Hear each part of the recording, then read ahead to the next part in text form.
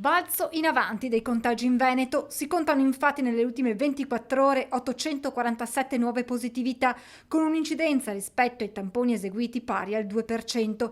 Cala di 11 unità il numero dei ricoverati negli ospedali veneti, complessivamente 262, di cui 50 in terapia intensiva.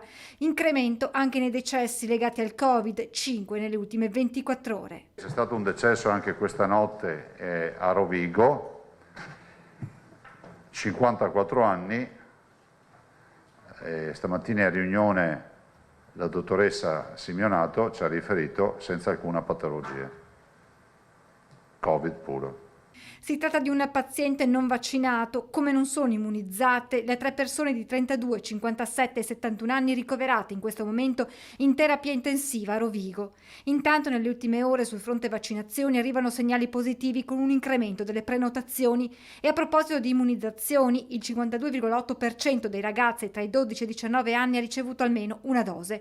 Per quanto riguarda invece l'ipotesi di un terzo richiamo, Zaia ricorda i dati che arrivano da Israele che dimostrano che la terza dose riduce di 4 volte i sintomi gravi e di 10 volte l'ospedalizzazione, poi aggiunge. Se ci dovesse essere una terza dose non ce lo vengano a dire a dicembre o a gennaio, perché dopo è troppo tardi. Novità anche sul fronte degli anticorpi monoclonali, con il Veneto che ne utilizza il 50% di quelli somministrati in Italia. Dopo la decisione presa da AIFA lo scorso 8 agosto, nei prossimi giorni il dottor Flori invierà a tutte le ULSS e ai medici di base le nuove indicazioni. Prima era aperto a tutti dai 65 anni in su. Se avevi meno di 65 anni, per avere un'infusione di anticorpi monoclonali doveva avere, essere un grande obeso, avere il diabete o altre patologie. Con questa determinazione è aperto a tutti.